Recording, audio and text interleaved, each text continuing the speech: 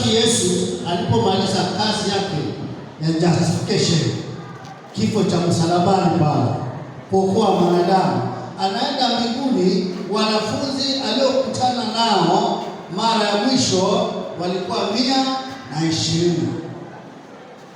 Sasa Petro anasimama katikati yao, anawapa maudhia, anawashauri, ndugu zangu, kulikuwa hivi na hivi.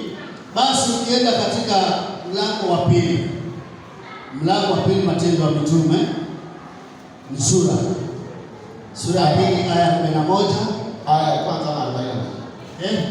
Aya ya kwanza 41. Matendo 2:41 inasema, ndio nao waliopokea neno lake ndio wakabatizwa. Na siku ile wakaongezeka watu wapata 3,000. Yaani wao wenyewe walikuwa kwanza kundi la watu 120, lakini baada ya kwamba uwezo umekuja kama vile haja ya Yesu ilivyo, wakaweza kubatiza watu 3,000. Walihubiri kwa masaa ngapi? Wiki mbili. Petro alihubiri kwa masaa ngapi? Wiki mbili ama wiki moja?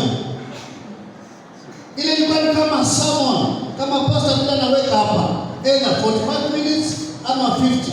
Lakini kwa conclusion yake, hitimisho lake, watu 3,000. Sisi tunahubiri 2 weeks, tunabatiza wangapi? Kama ni watu mmoja. Bwana Yesu asifiwe.